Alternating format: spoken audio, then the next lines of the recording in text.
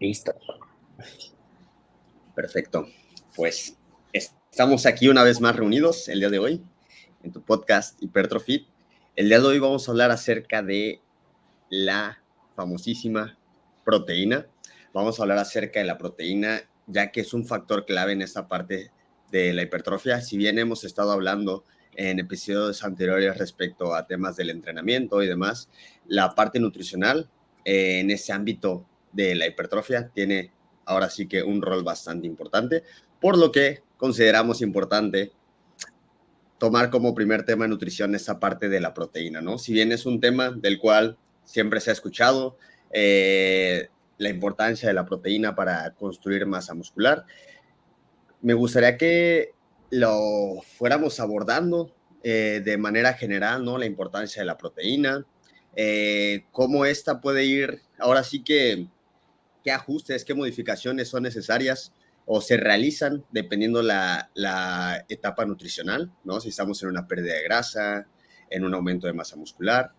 Entonces, pues vamos a ver un poquito de, es necesaria consumir grandes cantidades de proteína, múltiples batidos de huevos ahí en la licuadora, o qué tanto nos han hablado de esa parte nutricional. Y también quizá sería interesante, ¿no? El ir viendo cómo ha ido, ¿no? Cómo ha ido avanzando esa parte de la evidencia científica, qué es lo que nos ha arrojado esta parte de tanto de la cuando se hace un superávit, una pérdida de grasa, las recomendaciones, ¿no? Que sí, algo que es importante igual creo, es en años anteriores, ¿no? Que era como, vamos otra vez a los extremos, ¿no? Donde, oye, es súper importante que consumas altas cantidades de proteínas. Y del otro lado es que, oye, ¿cómo te atreves a consumir tanta proteína? No te va a hacer daño, te vas a morir, te vas a sufrir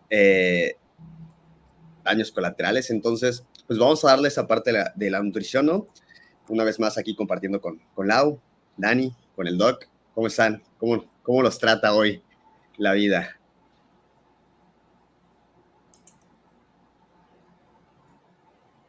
Bueno, a mí, bien, digo, por ahí la vida puede ser dura cuando eres papá y estar cansado y tener sueño y estar haciendo planes y estar cerrando tus ojos y pensando en, yo no quiero proteína ahorita, yo lo que quiero son carbohidratos, unas sabritas, ¿no? Pero bueno, luchas en contra de eso. Y bien, todo bien por este lado, hemos estado dándole duro ahí al trabajo y pues venga, en mi caso, yo con relación a la proteína y qué es tanto lo que consumimos, yo soy un poquito conservador y la evidencia, o más bien conforme la evidencia ha ido avanzando, yo cada vez me hago un poquito más conservador. Cuando recién inicié yo en este rubro, yo por ahí leí que 1.6 era el mínimo siempre y que en atletas debería ser de 2.2. Ahorita pienso un poco diferente y ya llegaremos a por qué pienso un poco diferente, porque en atletas era el mínimo, 2.2 gramos de proteína en kilo de peso. ¿Será que esta dosis es real para todos? ¿Podrá ser menos? ¿Tendrá que ser más? No sé cómo van ustedes. Sí, bueno, pues yo creo que ahí igual, como en temas de entrenamiento hemos platicado, la perspectiva ha cambiado mucho. Yo recuerdo que cuando comencé, además de una de las primeras cosas que me dijeron fue la proteína es súper importante, tanto en cantidad, pero también la forma en la que se distribuye, ¿no? Esta parte de por aquí terminas de entrenar inmediatamente, no puedes dejar pasar ni un minuto y ya tienes que tener listo tu shaker con proteína porque si no vas a catabolizar. Igualmente la cuestión de en cuántas ingestas deberíamos dividir esa proteína, que eso es algo que recientemente ha cambiado también mi posición. Yo antes procuraba realizar por lo menos 4 comidas altas en proteína y era casi cualquier comida que haga tiene que tener proteína y tiene que tener una cantidad mínima. Cuando ya hemos ido viendo que hay bastante flexibilidad en cuanto a eso. Juan ahorita hablaba de rangos, ¿no? De 1.6 a 2.2, pero eso inclusive podría extenderse en ambas direcciones dependiendo de la fase nutricional, como lo mencionaba Sergio. Posiblemente en una etapa de superávit calórico no hay tanta necesidad de un consumo tan alto de proteína, porque pues estamos en etapa de abundancia, ¿no? El riesgo de pérdida de masa muscular no es tan grande como posiblemente en un déficit. Y también qué tipo de déficit, de qué duración, de qué magnitud. Y ahí es cuando vemos recomendaciones distintas en cada etapa y también para distintas poblaciones. Ahí tenemos recomendaciones para adultos mayores, ¿no? Donde quizá la sensibilidad a la proteína no es tan alta y podría ser recomendable una mayor cantidad de lo que una persona más joven. Como decía yo, algo en lo que últimamente he cambiado, he sido un poquito más flexible, es la cantidad de comidas que consumo con proteína. Entonces, anteriormente a fuerza 4 comidas al día y sobre todo estando en un déficit, ahorita pues ya sabemos que pues no hay como un límite en realidad práctico para poder utilizar esa proteína que vamos consumiendo y que inclusive hasta 100 gramos de proteína en una ingesta podrían ser utilizados casi en su totalidad, solamente que va a tomar un poquito más de tiempo, ¿no? Y eso es algo que a mí recientemente me ha dado mucha tranquilidad, porque sé que si de pronto tengo un día ocupado, pues, y solamente quiero hacer 3 comidas o inclusive 2, pues ya puedo tener esa parte solucionada y no tener que estar cortando mi día o comiendo a prisa, pues para obtener esa cantidad de proteína. Entonces, eso en cuanto a lo práctico, y creo que habría ahí seguramente tanto tú, Juan, como Dani, pues de platicar y de explicar a las personas, pues cuál es en realidad el rol de la proteína en este proceso de síntesis de nuevo tejido muscular, pero también de la preservación de la masa muscular, porque al final por eso lo hacemos, ¿no? O sea, por eso es tanto peso a la proteína por encima de los otros 2 macronutrientes. Fíjate que es justamente con lo que quería arrancar mi primer participación, Lau.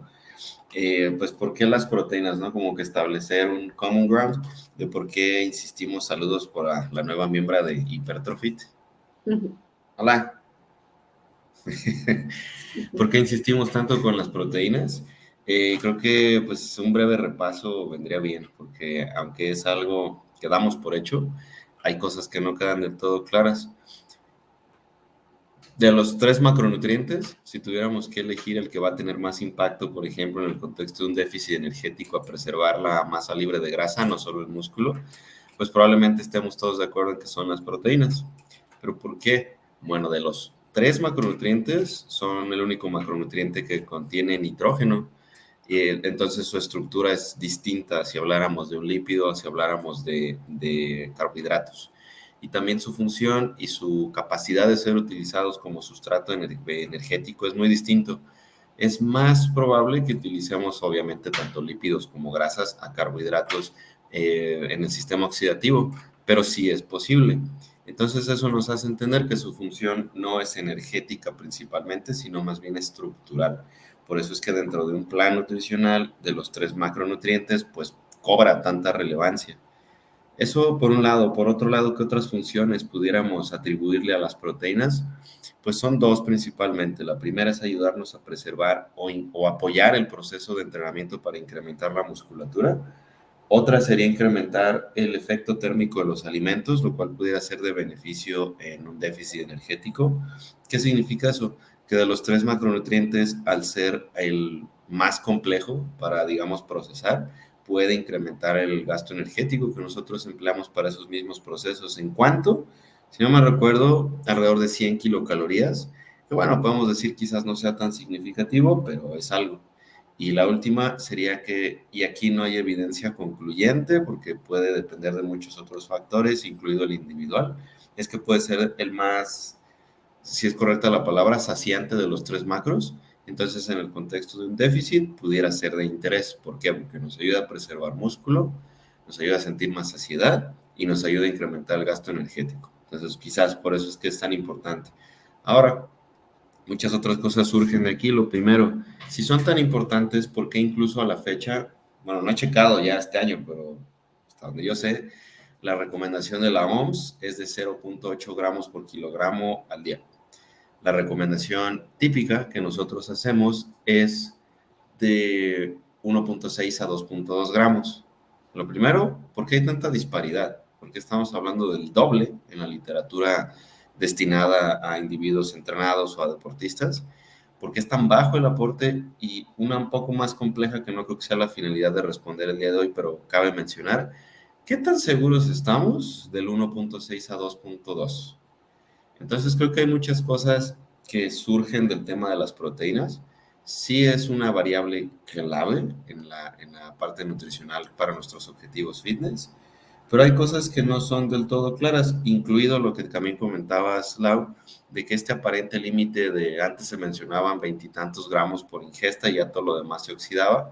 Pues vino este señor John Trommelen a decir, pues no, se pueden hasta 100 con una metodología bastante notoria, vaya, es un estudio bastante complejo que mi cabeza no me da para entender todo, pero sí lo relevante de esto es que ese límite pues, es muchísimo más elevado, si es que acaso existe una cosa como límite, y eso nos permite gestionar mejor todas nuestras variables. Entonces, pues bueno, quería como que establecer algunas piedras grandes con todo lo que comentaron ahorita de inicio, para ver que en apariencia es un tema sencillo, oye, pues suficientes proteínas, pero si le empezamos a rascar, sí hay algunas cosillas como que puede que sí, puede que no, y sobre todo nos dan la libertad y a su vez responsabilidad como coaches de tomar decisiones. Yo creo que muchos temas ya un poco desglosados. Ahí el comenzar por qué son importantes las proteínas, ¿no? Más allá de decir en qué nos aportan cuando hacemos ejercicio. Forman parte del metabolismo a través del cual vamos a generar energía o simplemente es para construir masa muscular. ¿Para qué más van a ayudar las proteínas, no? Y entonces las funciones de las proteínas van por mucho, mucho más allá que solo pensar en formar músculo y nos pueden ayudar a crecer, ¿no? Las funciones de las proteínas son en todo tu cuerpo, en todos lados tenemos proteína, ¿no? Todo nuestro organismo es proteína, es la base. Entonces, nuestros tendones, nuestros ligamentos, nuestro hígado, nuestro corazón, todo es proteína. Las hormonas hay proteínas, la hemoglobina es proteína, lo que se te ocurra prácticamente es proteína. Hay neurotransmisores que son proteína. Y entonces le tenemos miedo de entrada. No comas mucha proteína porque pues puedes tener daño renal. Y justo ahí quería ir al punto que dice Dani, ¿de dónde viene el 0.8? Antes, ¿cómo medíamos el balance de las proteínas? ¿Cómo podíamos acercarnos a un valor que nos dijera lo que estás consumiendo, lo estás aprovechando y lo que no, lo estás desechando? Porque como dice Dani, son compuestos nitrogenados, tienen nitrógeno de todos, son las únicas. Y entonces si tienes un balance nitrogenado positivo, si lo echas por la orina, tiene sentido pensar de inicio que no lo estás utilizando. Y esto no es tan simple, ¿no? Entonces se utilizaba algo que se llama balance nitrogenado para decir, mira, cuando les das dosis arriba de esto, estas personas ya no aprovechan esto. Y el 0.8 parece ser suficiente para mantener las funciones que tienes y no necesitas más de esto.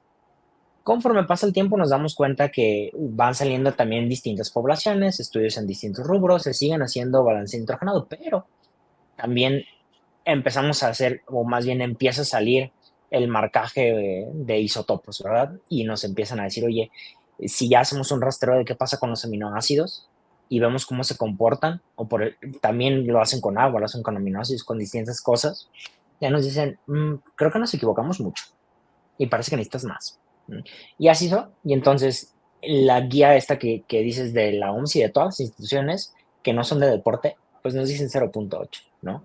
Pero la verdad es que no beneficia al 95% de la población, probablemente el 0.8 necesita un poco más de eso, incluso 1.2 es lo que recomiendan algunas instituciones, ¿no?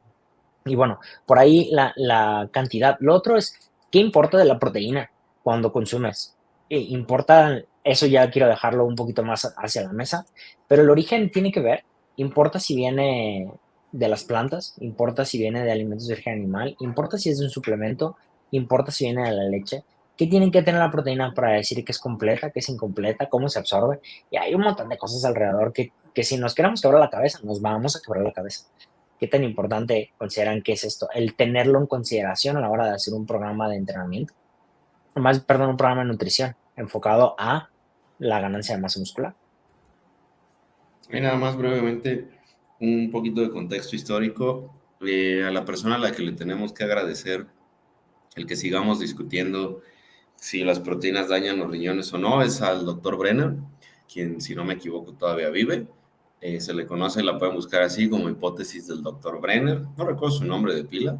El punto es que este tipo en estudios en roedores fue de donde extrajo esta pues muy apresurada conclusión de que un aporte elevado de proteínas iba a joder un riñón, pero bueno, si te pones a analizar su metodología, de entrada eran roedores solamente con un riñón y un montón de cosillas por ahí.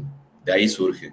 Y sí, surgen también otras consideraciones como estas últimas que comentabas, Doc, de si es lo mismo proteínas de origen animal, proteínas de origen vegetal, pero bueno, algo clave creo para esclarecer aquí es que existen dos estímulos anabólicos sumamente potentes para incrementar la tasa de síntesis de proteínas musculares, y el primero no es la nutrición, por mucho que nos duela a los nutris, es el entrenamiento, es la exposición a la sobrecarga mecánica. Entonces el rol de la nutrición ahí sería favorecer la adaptación, no iniciarla, favorecerla, porque eso es muy común en el gremio de la nutrición, como que, oye, 70% tu alimentación y 30% entrenamiento, y pues terminas entrenando bien horrendo. Primero necesitas generar un estímulo a través de la exposición a este entrenamiento y lo puedes favorecer o perjudicar con tu nutrición. Y específicamente las proteínas y el balance energético son las variables que pueden tener un poco más de repercusión en ello. Y sí, pues qué proteínas, ¿no? Porque no todas son creadas iguales. Y cuando hablamos de proteínas de alto valor biológico, nos referimos al aminograma dentro de algunas otras cosas. Eso significa qué aminoácidos incluye esta proteína y sobre todo si contiene aminoácidos esenciales, que son aquellos que no puede producir nuestro cuerpo y necesitamos consumirlos. Y uno muy particular que está dentro de los aminoácidos de cadena ramificada, que tiene pues un rol interesante en activar la vía de mTOR, es la leucina. Y es de ahí donde se agarran muchas personas para decir que justo por la carencia de leucina de algunas proteínas de origen vegetal, es que no vamos a tener la misma respuesta. Pero pues obviamente de ahí podemos hablar de qué cantidad de proteína, qué pasa si las mezclas y un largo etcétera.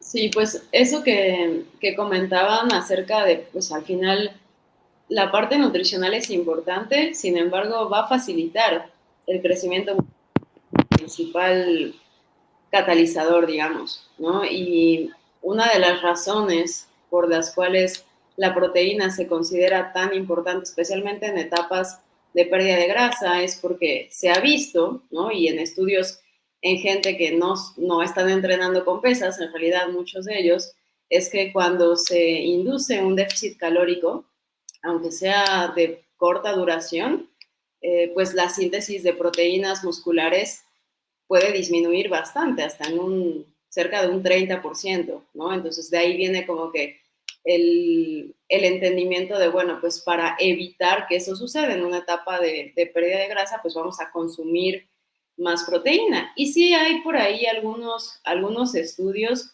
donde sí se ha llegado a ver que dietas como bastante altas, o para lo que la mayoría de la población general sería bastante alta, como hasta 2.4 gramos por kilogramo de proteína al día, podrían resultar en una mayor retención de masa muscular.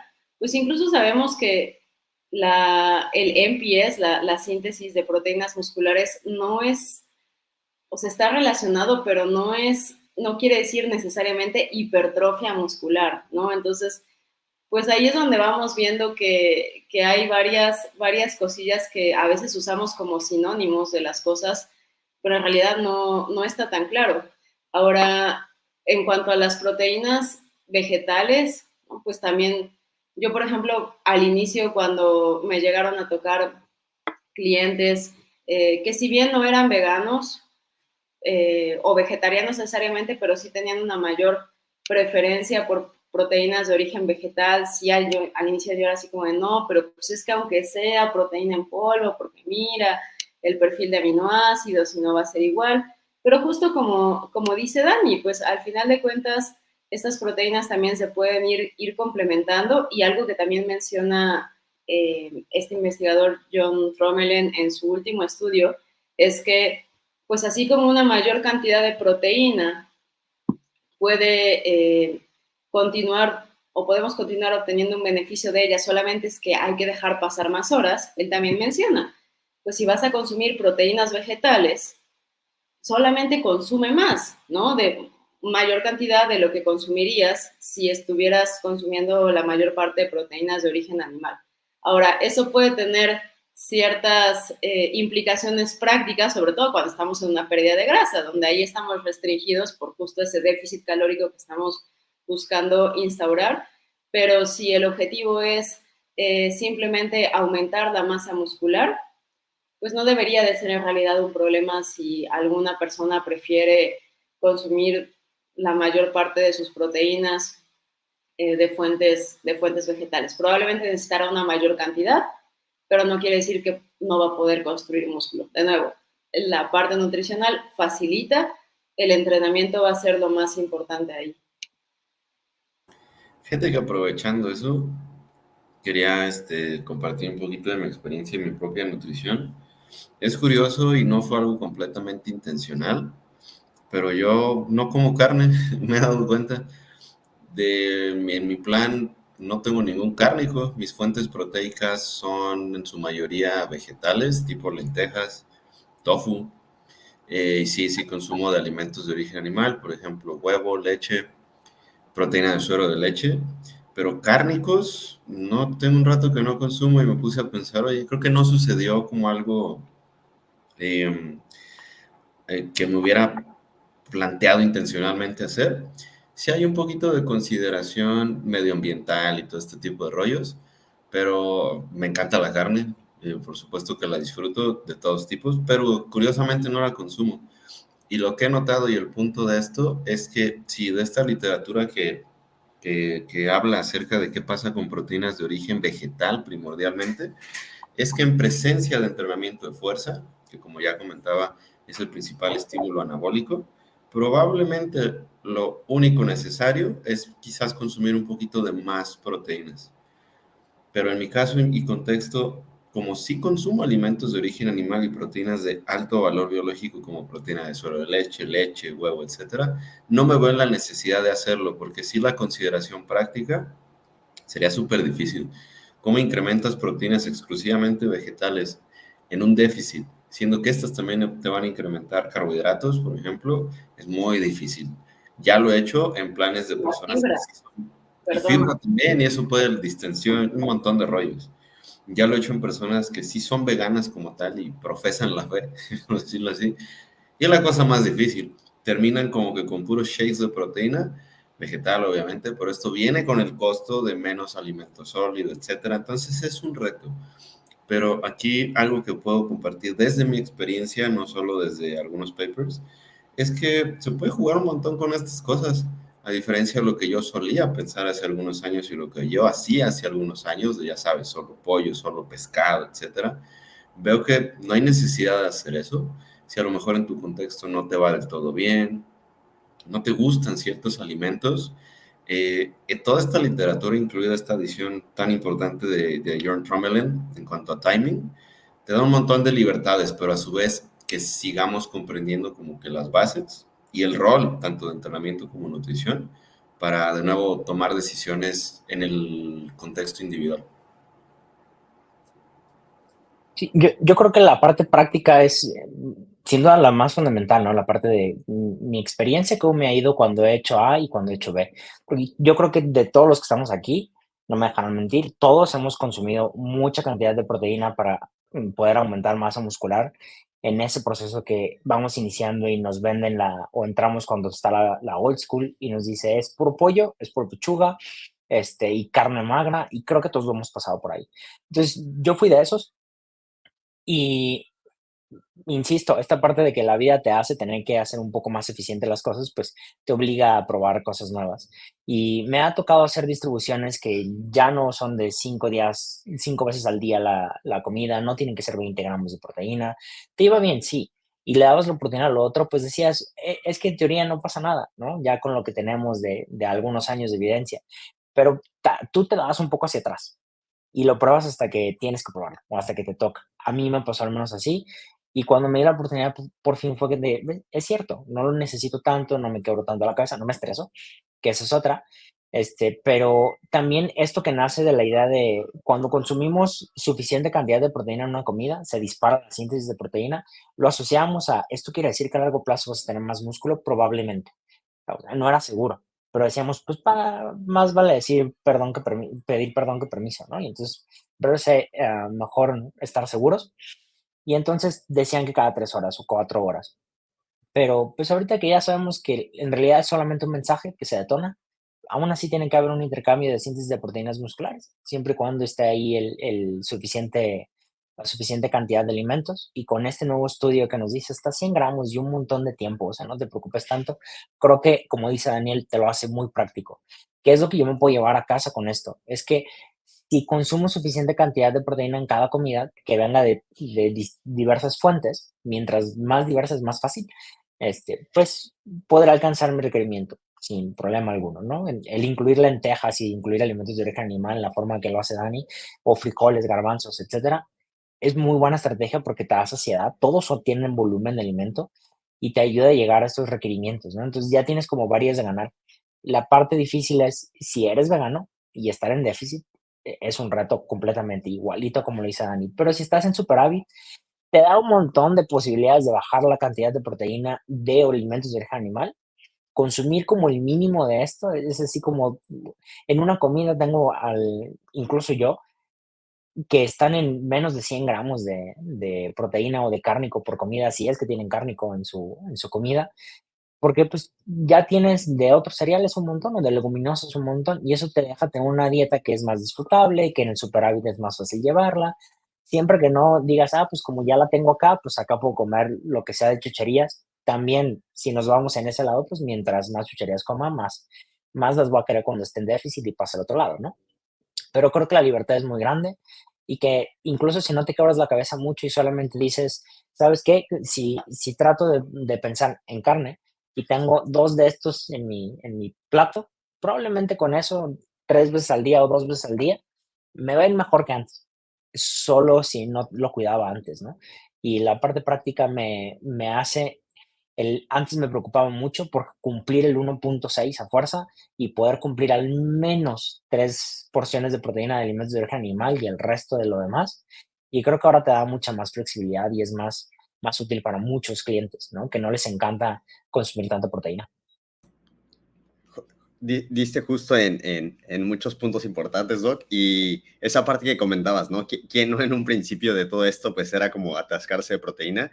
Yo tengo muy, muy presente el primer suplemento que consumí que fue proteína. Recuerdo carnívoro, más 2, 3 scoops al día. La verdad, en lo personal a mí no me gustaba nada esa proteína, pero sabes, es como, oye, la tienes que consumir.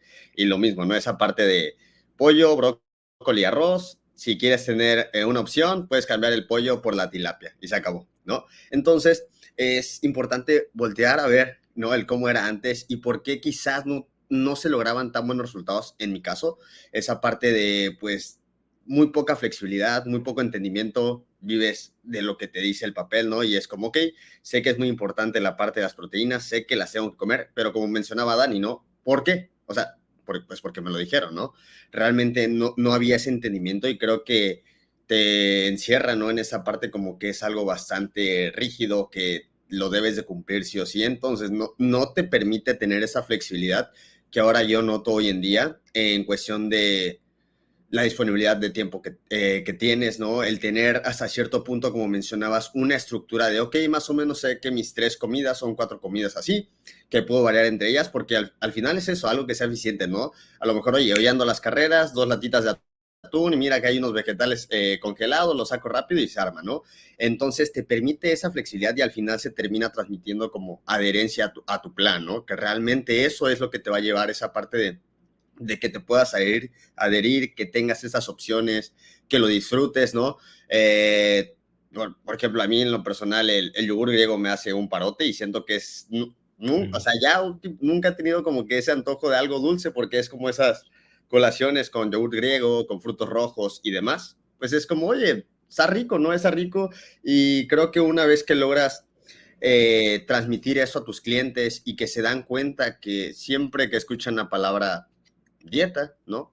es como voy a sufrir muchísimo, cosas que no me gustan, ¿no? Y ya desde ese punto en el cual dices, créeme que no tienes que sufrir como siempre te lo han vendido, sacrificar de más, comer las cosas que no te gustan. Incluso aquí creo que esa parte, ¿no? De repente, comidas tan típicas, la parte de los tacos, ¿no? Es como tus tortillas, tu porción de carne, de pollo, lo que gustes, vegetales, y que son opciones ricas que te permiten esa adherencia, que te acercan a tus objetivos, y sobre todo que es algo práctico que a mí en lo personal me permite mucho sentirme tranquilo de que, oye, tengo un montón de cosas que hacer y mi nutrición estoy cumpliendo con esas piedras grandes. Sé que tengo opciones para esos días donde hay un poco más de tiempo, donde no hay tanto tiempo. A lo mejor el fin de semana puedo cocinar algo, pero sin duda es algo que te brinda muchísima flexibilidad y adherencia al programa. Yo quisiera retomar algo que estaba diciendo Dani al principio por ahí de dos cosas, saciedad y efecto termogénico de los alimentos. Y con relación a la saciedad, alguna vez, Dani, por ahí publicaste estabas leyendo un estudio que hablaba justamente de la saciedad y preguntaste hasta testimonios, creo que lo has estado haciendo más o menos por ahí con algunos posts de tus historias. Y me preguntaste si podía dar mi opinión sobre qué tan saciante es la proteína. Y yo te decía, yo creo que es más que hablar de un macronutriente, es un poco más alimento específica, ¿no? Y si a mí me hablas de una proteína que se encuentra en una barrita donde tengo 24 gramos de proteína, esa es Evolution, no sé si han probado la Evolution Protein Bar, que tienen 20 gramos, 22 gramos de proteína, 20 gramos de carbohidratos y 10 gramos de fibra. Son una delicia. O sea, yo me puedo echar tres, sin pedos, ¿no? Así me la como y me puedo comer en ese momento tres. ¿Qué es saciante? Sí, pero creo que también tienen que ver con en qué alimento me la estoy comiendo. Será lo mismo comerme una presentación de estas papas que están adicionadas con proteína o que son papas hechas a base de proteína, a comerme un pedazo de carne de un bistec frío, ¿no? Que no me lo voy a comer caliente el pollo, que muchos de ustedes, seguramente quienes tal vez tengan la oportunidad de escucharnos por primera vez y no siguen nuestro trabajo, que tal vez consumes el pollo helado porque no tienes dónde calentarlo. Te gusta, de verdad es delicioso, ¿no? Y entonces te lo comes porque, así como dice Sergio, pues es lo que toca, pero no es que me guste, ¿no? Y luego tengo ganas de comer algo más. Entonces creo que tiene mucho que ver con la experiencia que está alrededor, ¿no? Para mí, un poco más en la parte de saciedad es qué es lo que estoy consumiendo. Si me pones un pedazo de vacío versus la pechuga de pollo, el vacío que hacen ahí en la vaca argentina, y me frigo tres. Así me frigo un kilo entero sin problema alguno, ¿no? Pero no me frigo un kilo entero de pechuga de pollo. Y entonces creo que eso importa. Y lo otro es del efecto termogénico de los alimentos, que también cuando me ha tocado tener la experiencia de algunos, especialmente me ha pasado en mi familia, que tienen la idea de que bajar de pesos a través de no consumir carbohidratos es que puedo comer la cantidad de proteína que yo quiera porque queman más calorías y porque además no me va a hacer, no se va a almacenar como grasa. Y justo en la clase del día de ayer, a Sergio le tocó también, creo, verlo. El efecto termogénico de los alimentos importa cuando de verdad eso no rebasa al final tu cantidad de calorías, ¿no? Si rebasas la cantidad de calorías que estás utilizando, la pura proteína puede hacer que acumules grasa, sí. Y muy, muy bueno el estudio que ayer platicaba sobre eso, que nos decía, si tú te excedes, no importa que sea proteína o no, vas a poder almacenar grasa ahí, ¿no? Entonces, tener cuidado con que puedo comer la cantidad de proteína que quiera solo porque tiene un 20 a 30% de efecto termogénico a los alimentos en vez de las grasas, que tienen un 3 a 5, si no mal recuerdo, y carbohidratos que tienen como 10%, ¿no? Entonces, tener por ahí cuidado con ese pequeño detalle. No es que puedo comer lo que yo quiera porque es proteína.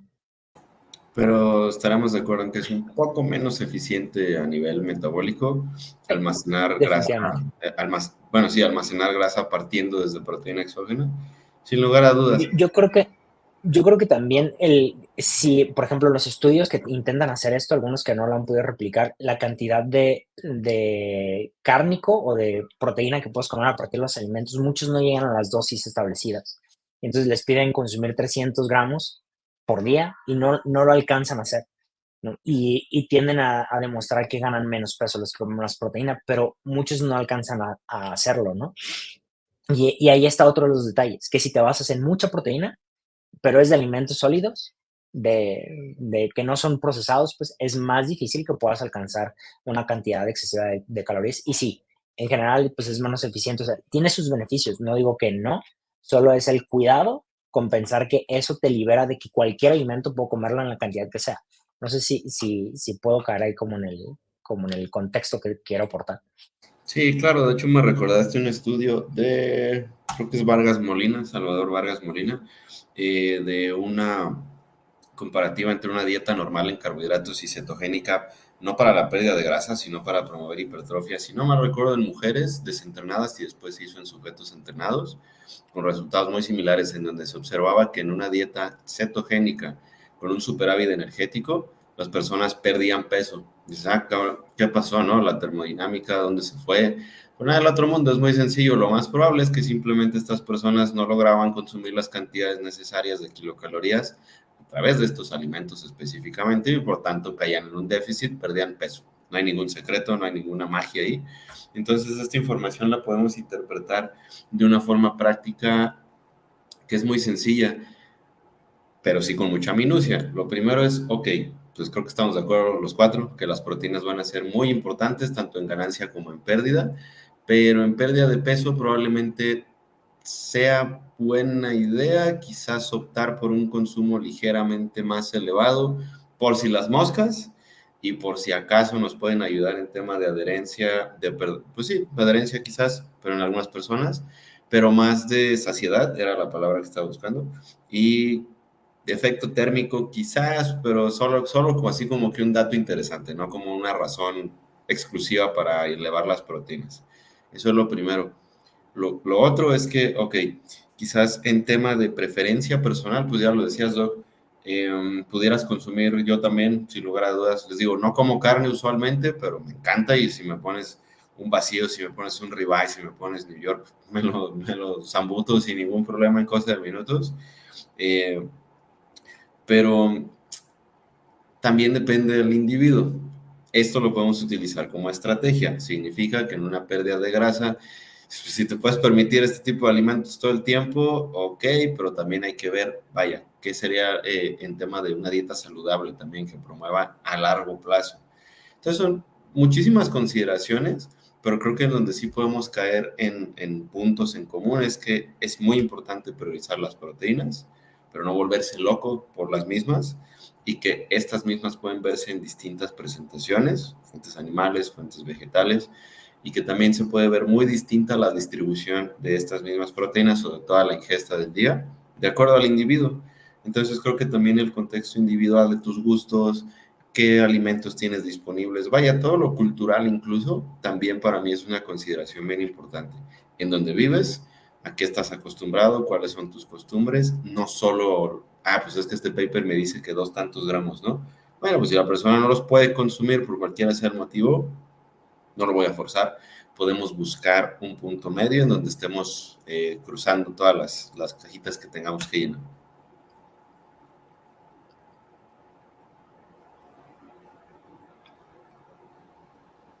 Pues creo que ya dijimos muchas de las cosas más importantes respecto a la proteína, pasando por qué es importante, recomendaciones generales, la cuestión de la adherencia y bueno, pues al final una cuestión individual, ver también pues qué tanto te gusta, ¿no? Porque hay muchas personas que en general la proteína puede no ser un alimento, o no pueden ser, o sea, alimentos altos en proteína pueden no ser del gusto y tampoco es necesario como de, pues estabas consumiendo 1 gramo al día, pues ya desde mañana, como vas a empezar a entrenar con pesas y necesitas ganar músculo, ya desde mañana 2.2 gramos, ¿no? Que es un error que en su momento yo llegué a cometer, entonces, como todo, pues si es necesario irlo escalando, irlo avanzando gradualmente, recordando que el principal estímulo ahí lo va a dar el entrenamiento.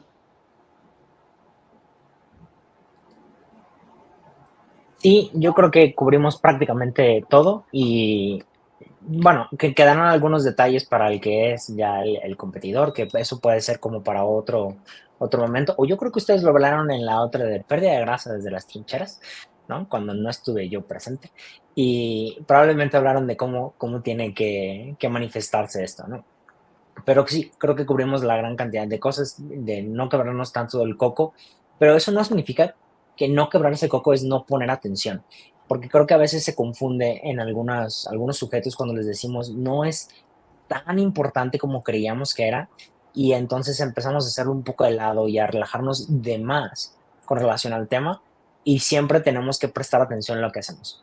Si no estamos poniendo atención en cuánto es lo que estamos comiendo o estandarizando más o menos lo que estamos comiendo, no podemos saber qué es lo que está pasando de verdad. Y eso yo creo que siempre va a ser un parteaguas, ¿no? El más o menos tengo un patrón de alimentación establecido para poder definir un poco cómo es que me está yendo con este patrón. Y si quiero probar otro, pruebo otro, pero siempre es si pongo atención, que no se les olvide eso. No es mira, ellos dicen que la proteína no tiene que ser tanta. Está bien, no tiene que ser tanta, pero prueba cómo te va con no tanta, con un poco más y tal vez un poco más, si es que para tus gustos eso aplica. Si tu prioridad ahorita más que decir quiero súper disfrutar de los alimentos es quiero ver si me funciona más uno que otro, pues prueba una estrategia durante un tiempo y luego cámbiala. Será lo mismo que cuando hablamos de entrenamiento, prueba una estrategia un tiempo, espera el resultado y luego cámbialo, ¿no? Pero tampoco es no poner atención, que creo que eso se malinterpreta el mensaje cuando decimos no necesitas tanto, es como, ya no importa mucho, ¿no? Y pues nada, que se trata de rangos. Si estamos en el consumo de 1.6 a 2.2, el rango que ustedes quieran y gusten, que aún así no pudiera decir con total certeza ese es el rango, probablemente sea menos, porque es muy difícil estudiar estas cosas. Es separar tantas variables que pueden repercutir en eso y en cómo se mide, cómo se interpretan los datos, bla, bla, bla, en qué poblaciones, por cuánto tiempo. Una locura. Creo que lo que nos puede dar un poquito más de paz mental es, ok, si estás dentro de un rango que la mayoría de literatura te reporta, a veces un poco arriba, a veces un poco abajo, sin problema. Incluso por ahí sé de estrategias que emplean, por ejemplo, en 3DMJ, en donde solamente te dan rangos. Si estás enfocado en rangos de X cosa, estás seguro. Y en algunos otros contextos es como que tratar de decir al hilo los gramos, pero eso es contexto dependiente. Si te mueves en rangos o en zonas de ataque donde estás seguro de que estás como que en esa zona, despreocúpate. Pero no significa, como decías, Doc, que no importe, sino más bien significa que si estás ya dentro de esa zona, listo, ya atendiste esa variable a lo que sí.